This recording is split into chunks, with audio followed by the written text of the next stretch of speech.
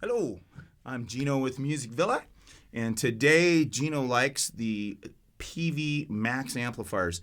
I've been staring at these amps online for a couple of years, very interested in the design, and we decided to bring them in this summer NAMM show, and we're really glad we did. You got to come down and check these out.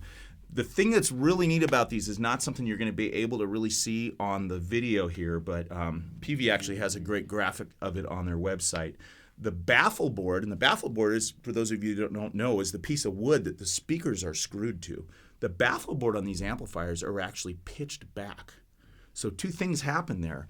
A lot of times, the first thing is aiming the speakers at you. The second thing is when you take an amp and you do this, you're breaking this coupling between the amp and the floor, and you lose about 3 dB of low end. So the way they design these, the coupling still exists because the amplifier itself is still at a 90-degree angle with the floor, yet the speakers are aimed up. And that's part of what this curved top is all about, because if you pitch those speakers back, normally you'd lose some of the sound. It would get stuck in the box here. So some of the best ideas in the world, right, are super simple. Super simple idea. I'm kind of surprised nobody's ever done it before. It's a fantastic way to do an amplifier. So what you'll find when you play these is you can hear them pretty good. They seem to be aimed up a little bit at you. There's 4 or 5 amps in the line. The funny thing is when I poked around and looked at other videos online, most everybody shows you this little 2x8. I was going to try not to do that, but quite frankly, it just looks so cool and it sounds amazing. It's 2 8s, a couple hundred watts. And that's the thing I'd say about this entire line. They're powerful and they're loud. And most of them are pretty lightweight. The 2 8's got a lot of stuff in there. It doesn't feel too lightweight for as big as it is. However, I used to play with the old SWR Baby Blue for many years, which was like the quintessential jazz amp in the 90s. And that little sucker was heavy. This is just about the identical dimensions and probably about 30% lighter. So, Peavey quality, it's built like a tank. As far as the controls go, really nice controls for sculpting your sound. The thing they did that was really neat, if you're familiar with the Peavey Cosmos, that's to steal terminology that everybody will go, oh, okay, it's kind of like a sonic maximizer. It does some things in the low end where it boosts frequencies and I think it compresses a little bit. Basically, it adds a really nice round low end to your sound. So I'm going to kind of stand up and sit down and push some buttons here in a second so you can maybe hear some of that. So as far as inputs and outputs, headphone output, it's got, and who would ever thought you needed to plug a telephone into a guitar amp? That makes no sense. But yeah, there's an aux in to plug your phone or iPad in so you can play along.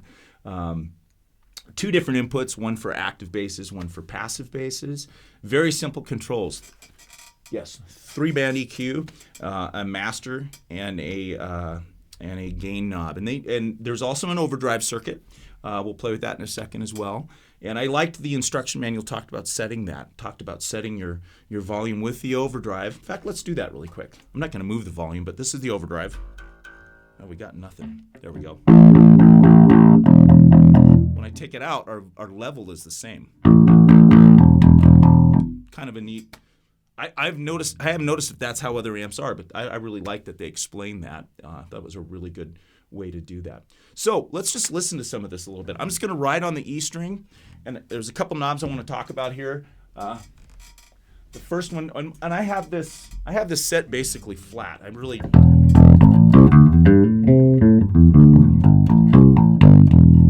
think a lot of times I start with amplifiers flat. I want to hear what the instrument sounds like instead of.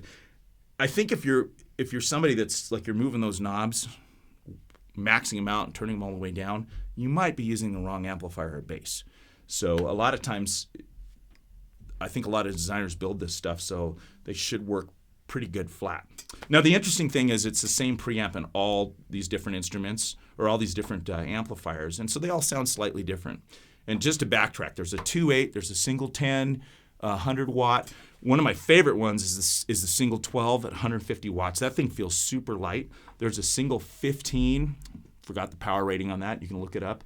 And then we also have in the store the 210, and the 210 is a powerhouse. I think that'll give you 350 or 400 watts with 2-inch two 10-inch speakers, really powerful, loud amplifier.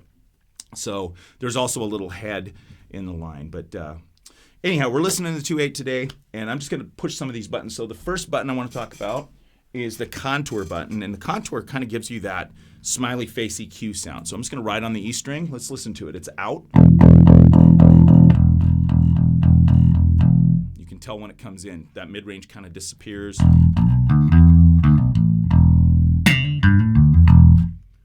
All right.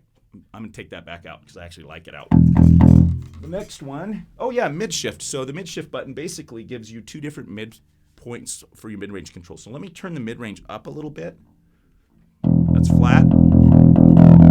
It's almost all the way up. That's 1 point. Listen to this. Back out.